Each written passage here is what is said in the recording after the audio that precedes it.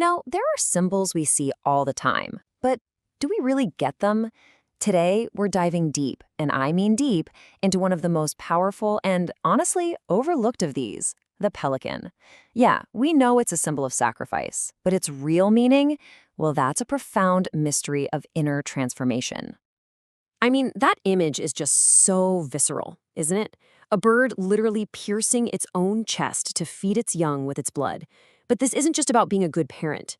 As the source material puts it, this is a living glyph. It's basically a secret map for a deep internal process. So that's the big question we're going to tackle. We see this bird on churches, on family crests, in all these old esoteric books. But what is the secret it's been quietly holding on to for all these centuries? Come on, let's unravel this thing together.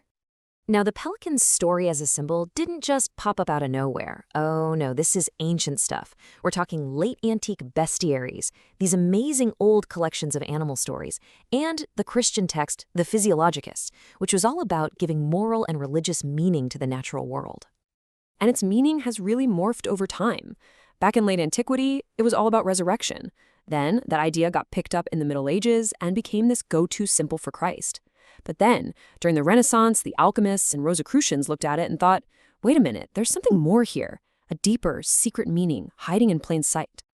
Okay, so let's start with the version most of us probably know.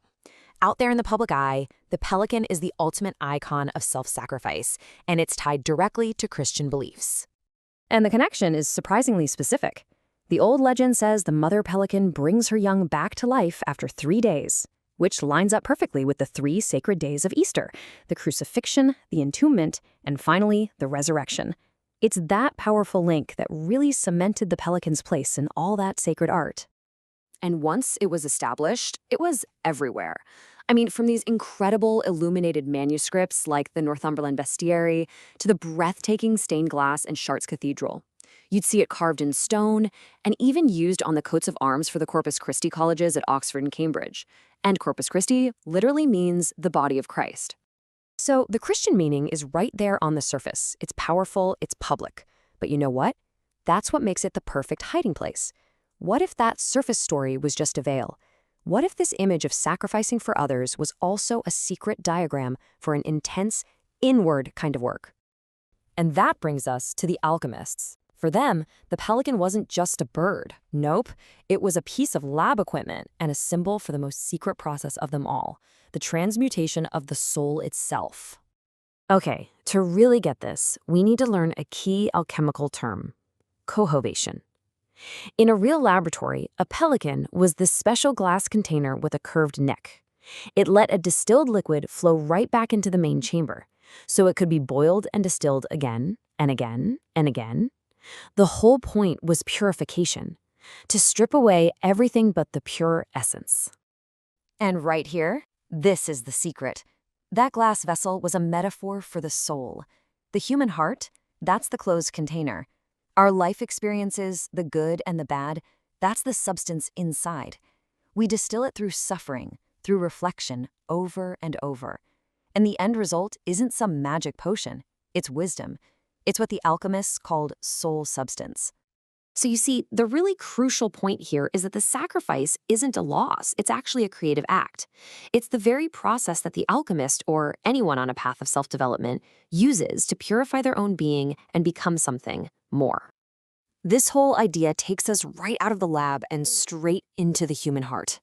This alchemical process is all about turning the raw, and often painful stuff of our lives into nourishment, into food for our own higher nature, and maybe for others too.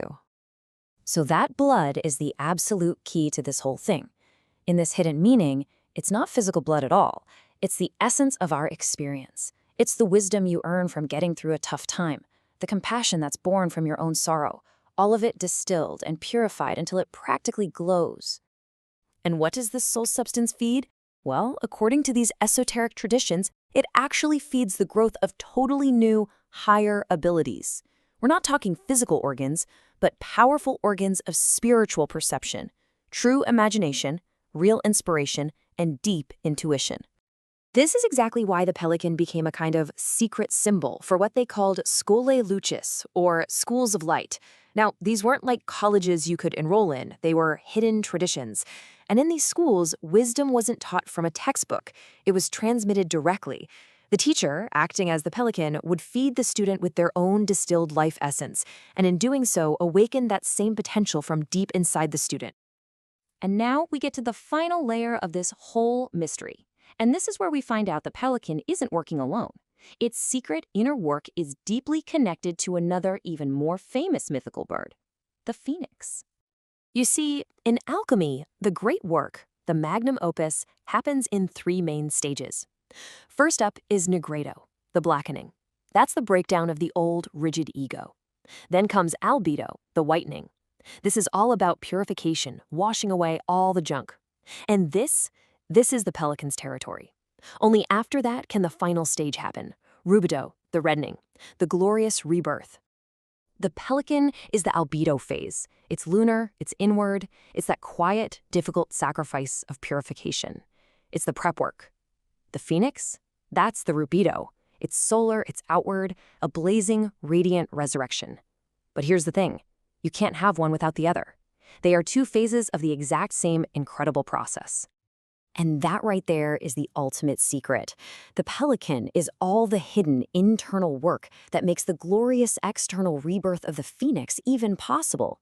It is the phoenix in gestation, and the phoenix is just the pelican's hard work finally brought to its radiant conclusion. So, after all of this, the message isn't just about understanding a cool symbol. The real challenge is to embody it. The symbol is a call to action, to start turning our own life struggles into wisdom, to perform that inner alchemy for ourselves. Which really leaves us with one final, very personal question. The pelican feeds the future with its own distilled essence. So the question it asks every single one of us is this. Through your own inner work, through the experiences you manage to turn into wisdom, what future are you feeding?